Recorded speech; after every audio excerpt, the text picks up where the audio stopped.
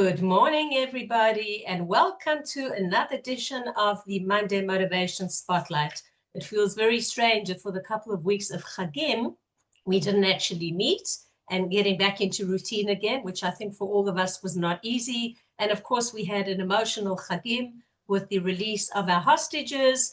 And I'm saying that because this Monday Motivation Spotlight was formed as a result of October 7th and the war in order to inspire and motivate us. And we've been going live every single week except for Chagim for the last 2 years. Stay tuned. At the end of our session today, I'm going to be making an important announcement about a change in how we're going to be viewing the Monday Motivation Spotlight. For those viewing the recording, there's no change. For those of you joining live, there will be a change. So how do we work? For 30 minutes, we have a wonderful, inspiring guest who I'm going to spotlight in just a moment. As I said, I'm Lesley Kaplan. This session has been sponsored with thanks to Eggett & Cohen Insurance, as well as to as a beautiful flower store in Jerusalem, to Lali's Flower Boutique. So without further ado, let me spotlight now our guest, who I'm going to show in just a second. She's bubbly, she's energetic, we all love her, we know her. I'm going to replace my sponsor with my spotlight with her. Good morning to Marna Becker. And firstly, happy birthday. Today is Marna's birthday, and we're so honored that you chose to share your birthday with us. Today's her English birthday. Her Hebrew birthday is on Simchat Torah, which is a day that now has a different meaning to what it always did, and she's going to share a little bit about that with us. So let me just tell you a couple of words about who this delightful Marna is, this ball of energy, as she has on her LinkedIn profile, this tiny package ball of energy. She's a dynamic leader, networker, and educator based in Jerusalem. She's a connector, she's a social media activist, and she's been spending many, many years working with B2B and B2C, of course, as well, sales, marketing, working with startups in Israel and abroad. She's helped many, many people find jobs through her Anglo Israel Job Network. She consults individually, and she's got exciting things she's going to share with us about moving forward and the future too. So Marna, good morning, welcome. There's a lot more to your bio. I can't say everything just in the 1 minute approximately that I have. Share with us your story, your personal story, your Aliyah story, and anything that you choose to share for 30 minutes of inspiration. Sure. So first of all, Lesley, thank you so much for inviting me, especially on my birthday. Thank you for those kind words you bring as well. And I also want to thank everybody in the room who's taking time out of their day, if you're watching this live or if you're watching the recording later, for taking time out of your day to hear what will hopefully be words of wisdom from me, and also to inspire and help and really help us get moving after the Hagim this year. So after the Jewish holidays here in Israel. So thank you first and foremost, thank you very much to everyone. I'm really grateful. And I can tell you a little bit. Oh, the starry. Thank you. Hillary's mentioning my Starry Night earrings. Yes, I have my Van Gogh shirt and also my Starry Night earrings as well. We love Van Gogh, and you got to do it up if you're on a podcast on your birthday, right? So thank you. So what I'll share with is I'll just tell you a little bit about my Aliyah story, how I got here, etc. I am originally from Wilmington, Delaware. If you're from the startup world, my startup joke is always, I wasn't born, I was incorporated, because everyone knows a lot of the big companies and a lot of the startups here in Israel were incorporated in Delaware due to the unusual tax laws and business laws. You can look that up if you're really interested. I came, it's almost 18 years ago now. December is my Aliyah anniversary. But I came for a year, famous last words. I came to Israel for a year to learn back in the day, MASA, thank you, Jewish Agency, and MASA. I was a MASA scholarship recipient, and I received a scholarship for room and board to come and study in Jerusalem for a year. And famous last words, after living in several other countries over the years, I decided I was home. I was really happy here. And I decided I'm going to go back. I'm going to get my Aliyah visa, and then I'm going to come back to, come back to Israel. As usual, this post, this this podcast sponsored by Nefesh B'Nefesh, right? Because everybody, I think, came through Nefesh B'Nefesh. Back then, they didn't have the Aliyah from inside Israel, so I actually did return to Wilmington. I got my Aliyah visa from the local consulate in Philadelphia, and then returned to Israel 3 weeks later and made Aliyah. So I feel very grateful. I never turned back. It's been now, as I said, almost 18 years consistently with my as Lesley pointed out, I got stuck, not this past summer, but the summer before. We were stuck for a couple of extra weeks visiting family because of flight cancellations due to the recent war. And so, but other than a couple of breaks to visit family, we've been here consistently for that many of years. I have always been a resident of Jerusalem. I'm very proud. I get asked about my background a lot. I created this on ChatGPT, but I do live about 15 minutes from this location. This is the Kotel with Dome of the Rock in the back, and the Western Wall. So and turn your head to the side again so I can get a screenshot. Yeah, sure. I didn't get a screenshot. There we go. Okie dokes. So, right, you can see it here as well. And I live about 15 minutes. I do live 15 minutes from here in real life, but I'm very proud of it. I created it on ChatGPT. I wanted to have plants in the background. That was important to me. And I am very proud. I'm a very proud Jerusalemite. We lived in a neighborhood called Kiryat Moshe for about 10 years. And then we moved to Armon HaNetziv, which is on the southeastern side of Jerusalem. We love Armon HaNetziv. It's very diverse. The people are incredible. I just want to give a major shout out to my community who's been both communities were phenomenal, but we're just really happy and blessed to be living here. I'm married, and I got married also we just had our 17th wedding anniversary in August, thank God. And I have a little boy. He is 7 years old, so we are very blessed as well. He's super, super cute. His name is Aryeh. Hi, sweetie, in case he ever sees the video later on. And he is I'm a little obsessed with my son. He's very, I think, and understandably so. Professionally, I've worked in a number of different industries, but I ended up coming from the States. I had originally had planned a career in something. Everyone talks about how you come to Israel. It's like, I always say it's the land of unsolicited advice and second careers. And in my case, maybe even third careers. I was going to be an international student advisor had I stayed in the United States and lived the great American dream. I did my university experience in the United States, and I did my master's in Canada at McGill University, and I was at the University of Delaware, where I'm from, for my undergrad. I created my own major, which is also very special for my undergrad. And I wanted this international student advising idea was great. I said, I'll send my kid to university for free. It'll be great. I'll live in the States, live the great American dream. And man plans, God laughs, and God thinks I'm really funny. So, so I ended up, after staying here in Israel, I ended up working for a startup. My very first job was at a startup here. I found my job very, very quickly. A lot of people say like, oh, did you bring a lift? Did you get settled? I said I was by myself. So I lifted my backpack and my 2 duffel bags by myself. And I was working at a startup in Rehovot, was my first job. And I was working, it was a startup the purpose was to recruit Israeli students that they at first was to recruit Israeli students into Israeli universities, right? It was a website. They would put their information, then the recruiter would know to follow up. And what happened was they hired me, first Ola in the office, first English speaker, and they asked me to come in because they wanted to help recruit Israeli students for American universities. Now, this is right after the beginning of the Intifada in the early 2000s. So we understand some people wanted to leave Israel. I make jokes that I sent people out of the country, but the good news is that I worked in tourism later and brought people back who made Aliyah. So don't come at me. And I really, I felt very blessed to be in that small startup environment and to have people who welcomed me into the culture. I learned a lot of Hebrew there by imitating my coworkers. They said, hey, pass the salad in Hebrew. And if I didn't learn how to say, can I please have some salad? I didn't get. So my Hebrew got, really strong there. And over the years, I ended up doing more marketing in various industries, nonprofit, B2C, and B2B. And then finally, about 10 years ago, about 10 years ago, I ended up more in the sales world, doing sales and business development.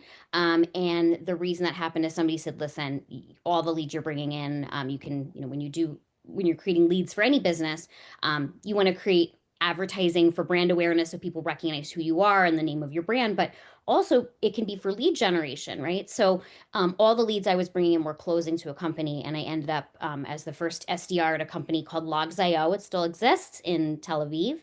And really exciting, about 3 days ago, I actually just switched companies. I'm at a company called Avon AI. Remember that name? It's a very small company right now, but they are going to be big.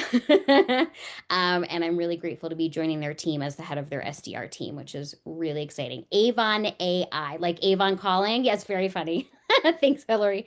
So no, not exactly the same Avon. Avon was we make jokes because Avon was in the, I guess, 80s and 90s. Avon was a company that sold makeup and so forth, mail order. I think actually my aunt was like one of their reps or something like that.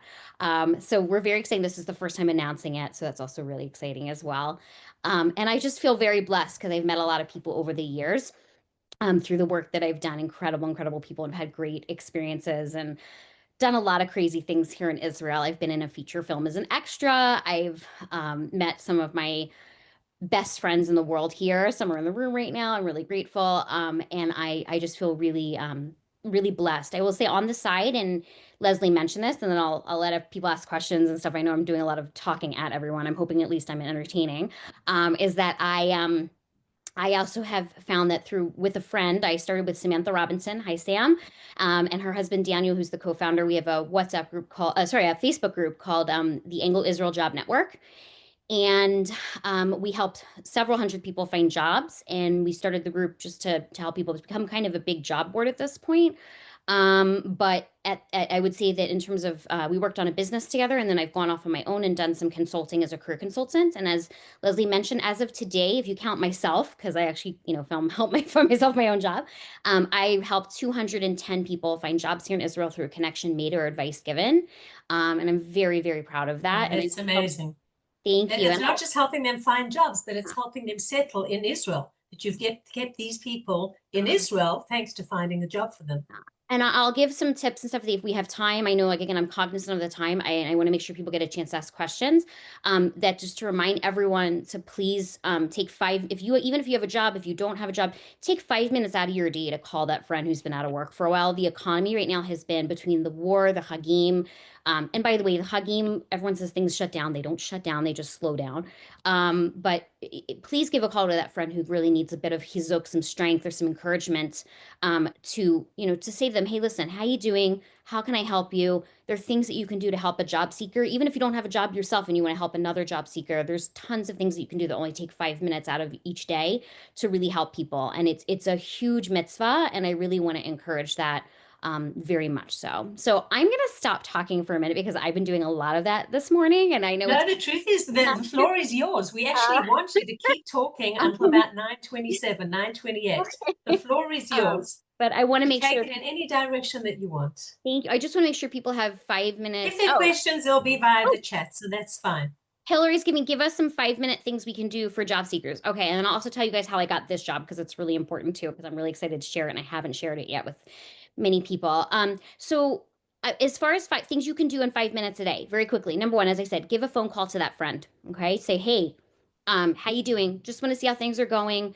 Be there to listen. Maybe they've had a hard day. It can be lonely job seeking if they're not someone who's super outgoing, or I'm actually an ambivert. People don't get that, but an ambivert, you can look it up, but it's someone who is kind of an introvert and extrovert. I come across as super extroverted, like very social. But the reality is I like to be social, but then I'll go home and be like, okay, I need to be with my and have my quiet time. Okay, somebody's coming in, I'm letting them in. So what I would recommend is, checking on those friends, especially those that may be a little less social, or just, maybe going through something else that's difficult at the same time.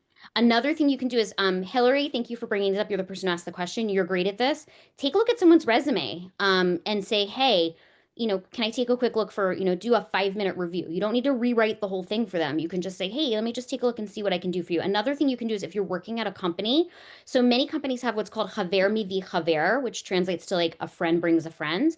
And what they'll do is if you have somebody in your company and you refer them into the company saves money on recruitment fees. So what they'll do is they'll give you, if you submit their resume and that person gets hired and they're in their job for a certain amount of days, it's usually about 90 days, they might give you like a financial benefit. Okay. So you can take that resume and submit it for that person with a recommendation. But don't just like submit a resume for a random person. Call the person, get to know them, know who they are. That way, when you give a recommendation, you can, say, hey, I spoke to this person, I've helped them. I do this with my mentees. I say, hey, this is someone I've mentored. I actually can vouch for this person personally and professionally.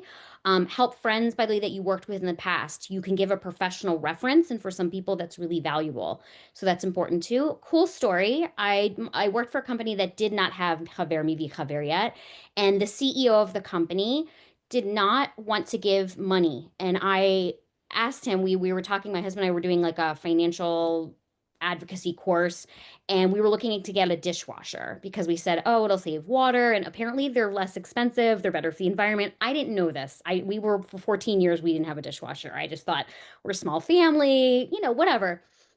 And it's a really cool story. I actually asked my husband's like, why don't we just ask the CEO? And I was like, all right, this is crazy. But I walked in my CEO's office, like petrified, and I said, um, can we're thinking about getting a dishwasher, and you're saying that you want us to, have something that we're going to remember, and you're not wanting to give us cash.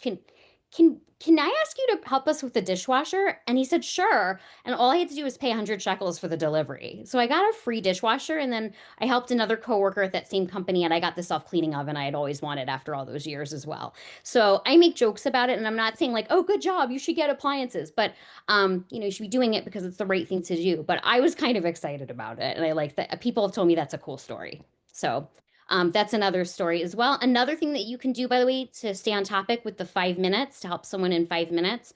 Another thing you can do if you're a job seeker, helping another job seeker. I know this is going to sound counterintuitive, but I tell job seekers to find someone who would be their competitor. It's going to sound a little weird, someone who may be job seeking in a similar area.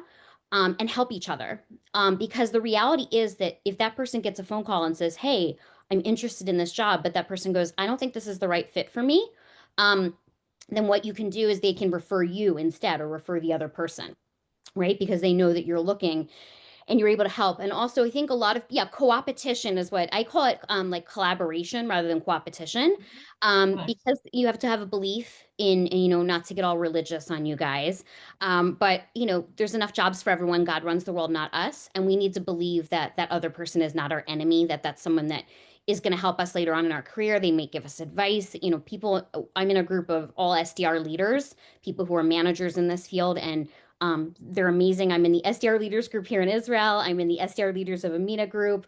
I'm part of Tribe. If anybody knows Tribe, I want to give them a shout out, Janelle Moses and her group. So I'm in a lot of these networking groups that are just helping each other every day, and people who are both co-opetition and also people that are mentors and friends. Another thing you can do is help mentor someone in your field. If you know someone who's struggling, for new business owners, Lesley, I just want to focus on this because I know that a lot of the people you've helped Sure, no, this is awesome. This is small great. business owners, and I know that I'm more like I feel sometimes like I'm an imposter because I have a small business, but it's not like the most well known. But I'm also very active in the full-time world because of my personal situation, which I can't talk too much about, but I'm a breadwinner at home. I'll just say that I would just say that if you're a small business owner, a lot of times how do small businesses start is there becomes overflow, meaning let's say you're a technical writer and you're freelancing and you have too much work to do. So find someone who's starting out in technical writing and give them some of your overflow work. Yes, I know the economy is difficult. Yes, I know a lot of people are struggling right now. But we're going to need the next generation of people to come to up and comers and business owners to help take over when that time comes. So do your best if you're a small business owner to share the wealth, if you'll pardon the expression, and don't see those people as, oh, those are people who are going to take my business. I think a lot of people, if they were more concerned about how can I give, not what can I get, I think that would make networking a lot more powerful. And that's why I'm saying a lot of these suggestions are taking 5 minutes out of your day. And again, I know some of them take a little bit more than 5 minutes, but really like it's a big chesed and a big mitzvah. Sorry, I'm going to try to use my English as well for people overseas. Kindness, and it's also a really good deed to help other people who are in need as well. Were there other people who had questions? I want to make sure that I'm speaking to the group. And again, I don't know everybody in the room as well. Some I know better than others. So if there's anybody who wants to ask me something or has a question. Right. If there's anything, then ask via the chat, please. And Yes, or if there isn't a question, Let's take it in a slightly different direction, if you like, Sure. unless you want to add anything more. We were Yeah. talking behind the scenes. You were telling me that seeing Simchat Torah is your birthday. Every year you go around giving brachot, and also what happened on the October 7th, Simchat Right. Torah, when you go around giving brachot on your birthday. I think people would find that Yeah, very I would interesting. love to talk about that's a bit more personal than professional. I know this is a professional podcast, but this is Right. This is personal and professional, so share whatever yeah, you want. and I'll also talk about something a bit personal as well about that. So, my Hebrew birthday is 22 of the Hebrew month of Tishrei, which is Simchat Torah and Shemini Atzeret here in Israel. I was not born religious, so I didn't even know my Hebrew birthday, I think, until like 20 years ago or something like that. I was already an adult, as a young adult, and I found out that if it's a birthday where I can't pick up the telephone because I'm Shomer Mitzvot, then I would go around the neighborhood giving people brachot. And for this many years, I've been running around. And even on October 7th, that's Simchat Torah, I tried to get to the synagogue to give brachot, even though I lived down the street, thank God, very close. But one of the things that I'm firmly a believer in, and I'm not trying to get into the politics around this, is that I believe that it's our responsibility, especially people who have birthdays on very difficult days. I have a friend who has a birthday on Yitzhak Rabin's assassination date. I have a friend who's got birthdays on 9/11, that we are given a very strong responsibility to celebrate for those who can. And Hamas and all these negative organizations want us to go away and disappear. And my birthday is the day that God gave me another gift of another year around this planet. It's not what I can get and what presents. It's saying, hey, thank God. And today's my English birthday. I'm grateful for today too, that I have another year on this planet that I'm grateful for, and then yet another year for me to bring light into a situation where it is dark.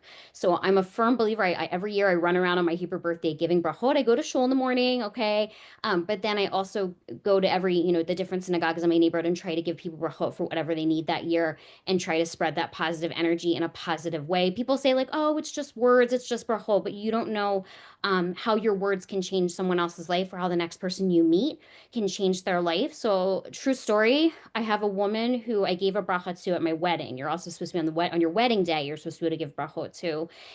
And about a year later, this woman out of the blue called me and said, like, I really want you to come meet my son. And I was like, okay, like she had like a 2-year-old. I was like, okay, so why do you want me to meet your son? Like, that's so nice. I'm happy to meet him. He's super cute. But like, she said to me when she met me, she said, at your wedding, you gave me a bracha. And I had just started dating my husband 2 weeks before. And a few weeks later, we got engaged. And I want you to meet my son because it's your fault.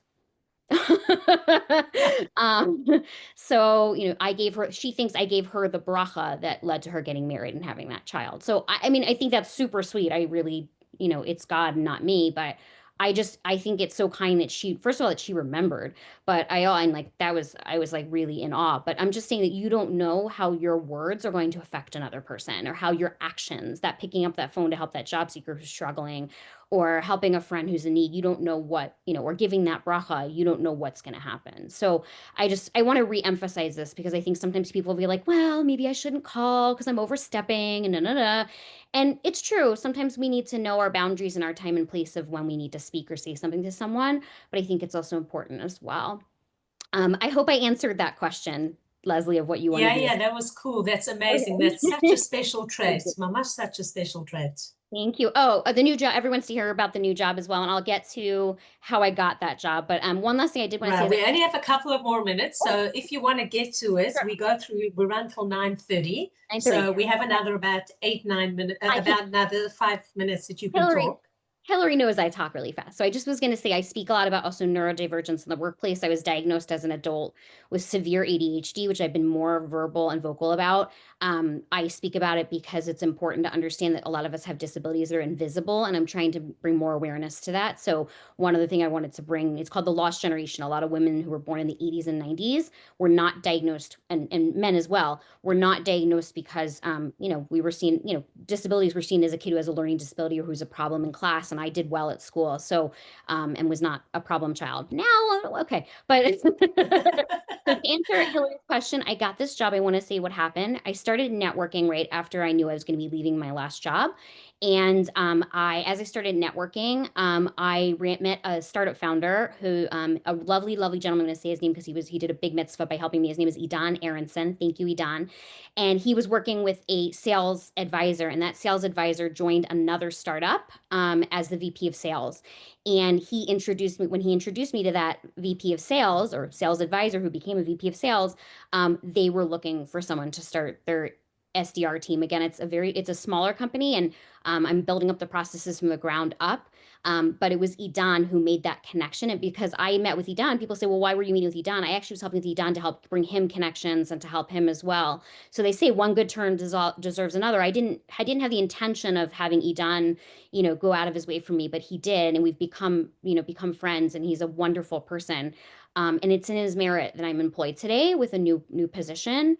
Altogether, I was looking for work for only about 3 months, and I know a lot of people who have been out of work for longer. I also was in the States visiting family because we have a relative who's not well, and I took a fall with my ankle, as I said. So, it was good. I was had that break, and I had never really had a break from employment with the exception of like a month during COVID. So it was good for me to have a bit of a break and to have some perspective on what was going on, what I wanted to do.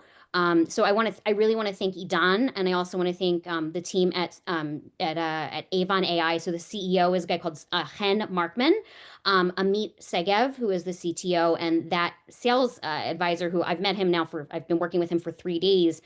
He's now the VP of sales at Avon. I've already learned more than I can imagine. His name is Sneer Ambar, and I want to thank all of them for believing in me and having me join their team. I'll be announcing formally on LinkedIn soon, but it's a big day for them. And please remember their names because this place is going to be big, and they're incredible. Definitely look up the company if you're interested in the high tech sector. If you have any AI agents that you're working on, we want to talk to you. And I'll be happy to speak to folks offline more about that as well. So I think I got all that in about 2 minutes, right? Did I get everything in? Right, of course. There are advantages of talking quickly. So Yeah, no, give us your closing thoughts before we need to end this. And firstly, we wish you much hatzlacha in your new position. Your closing thoughts, besides moving forward with the new job, we're in a new Jewish year, starting from the Chagim. Marna, the future, where do you see yourself? Anything, your closing thoughts about Israel, anything positive? So I see myself definitely helping more people, and I see myself really helping this company take off. I can see that I'm the right fit for the company, and I have a lot of things to say. I can speak offline with anyone who wants to hear more about, why I chose to go to this team. I teach this to everyone that I mentor, or that also the people that I've managed. I've managed several teams and built them from the ground up. By the way, in the startup world, I have 4 acquisitions under my belt and have been doing this for a very long time. And I have 2 principles that I live by, and I want to leave with this. The first is I had a supervisor. His name was Boaz Sassoon. He's an amazing guy. And he said to me, Marna, if you're not making mistakes, you're not trying hard enough. So always be willing to make mistakes, to fall down and get back up again. You can't learn to ride a bike unless you fall off that bike and scrape your knees a few times. And I also learned from Pirkei Avot, which is our Ethics of Our Fathers in English. It says, who is wise? One who learns from everyone. It doesn't matter what status you have or what title you have. Everybody is human, and we have something to learn from everyone we encounter in this world. So just know like I said before, you never know how the next person in your life is going to change it for the better, or what words are going to, how you're going to inspire someone else. So I want to leave on that very positive note. Right, absolutely. Thank you Well, again. Marna, we don't just love you, we adore you. You are just such as you said, a ball of energy, and you bring so much good into the world. This small package that does amazing, amazing things. So thank you for being our guest on the Monday Motivation Spotlight. Thank you for everything you do for Israel, for Israelis, and for everybody, and just for being who you are. You're just so natural and authentic. Thank you so much for giving me this platform. And again, to everyone who's on here live or who listens later on, thank you for being so kind with your time and joining us this morning. I really appreciate it, and I'm honored to be here. You're amazing. Thank you so much, and good luck in your new position. Right. So we've come to an end of another Monday Motivation Spotlight. As I mentioned in the very beginning, some of you may have joined in the middle. Moving forward, we're also making some changes to the Monday Motivation Spotlight. If you're viewing the recording, and you always view the recording, the replay, there's no changes. New episodes are going to drop every single Monday like they've been doing for now.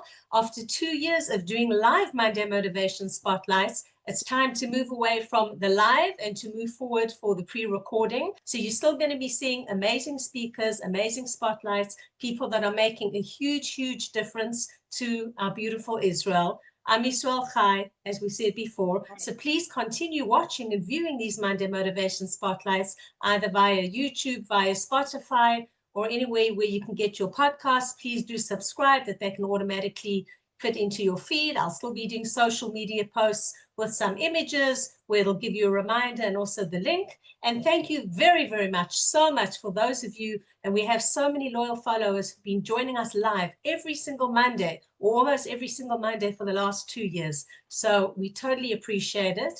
And thank you to everyone behind the team, to our sponsors, Egan & Cohen, who are continuing to sponsor, as well as Lila's Flower Boutique in Jerusalem. Once again, to our fabulous guest today, Marna, thank you. Much hatzlacha with your new position. Happy birthday once again.